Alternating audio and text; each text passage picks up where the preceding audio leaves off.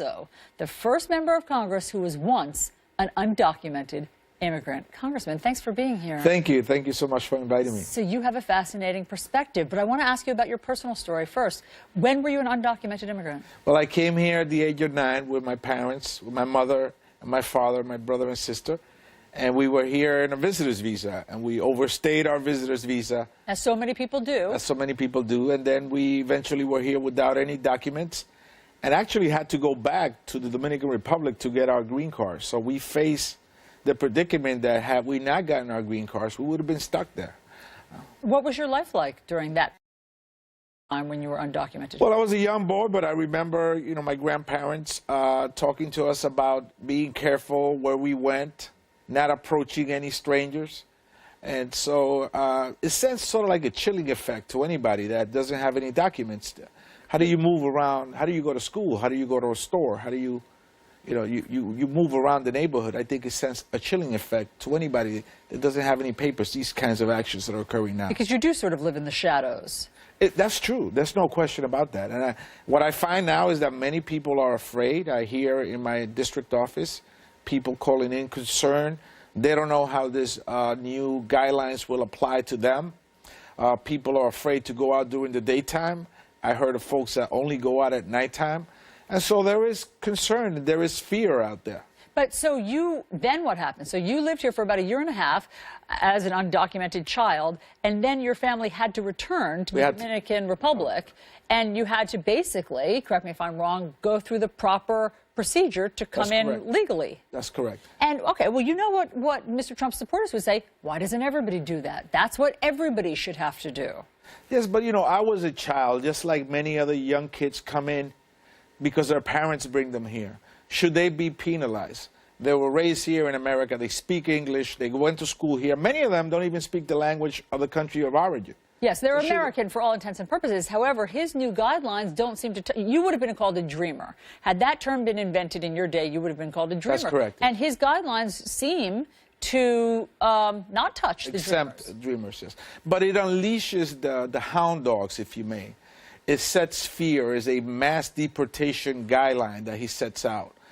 You know, it expedites removal. It fractures families. You know, removal is not a straight, narrow procedure.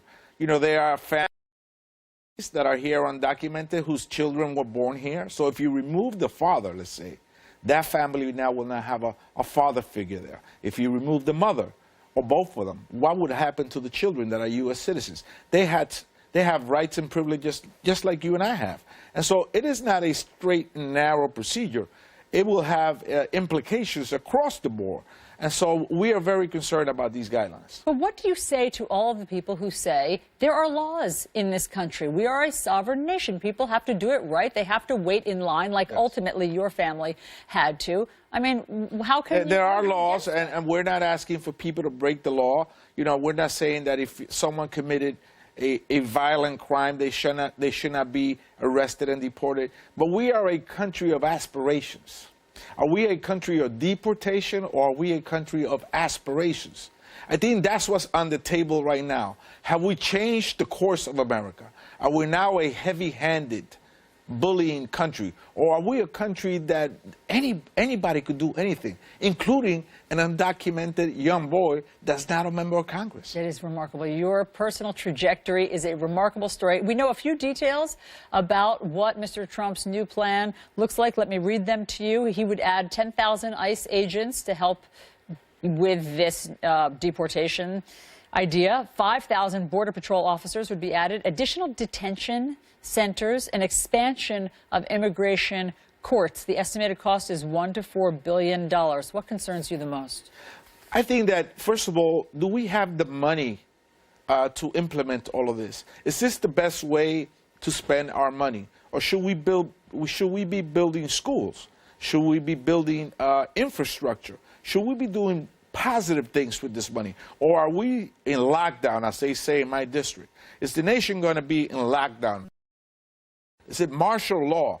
Are you unleashing the hounds? Are people going to be afraid to walk down the street, even if they have their green card, even if they're a U.S. citizen, because they look and they speak a certain way? Is this America? Is this really America? And so that's what's on the table. You know, we're not saying that people should break the law and come here, but many people come here. They aspire to come to the United States. They aspire for their children to eventually be Americans. That's why this nation is great. So these policies that are being implemented by President Trump are heavy-handed policies. They set the guidelines for a mass deportation plan. Are we going to see deportation trucks, vans going through the neighborhood? Are they going to go to churches? Are they going to go to schools? Are they going to take away caregivers, even though they're undocumented? People that take care of children, of the frail and the elderly. Is this what's America about? Congressman Espaillat, thank you very much for coming in and sharing some of your personal story. You're certainly a role model to all sorts of Americans and immigrants as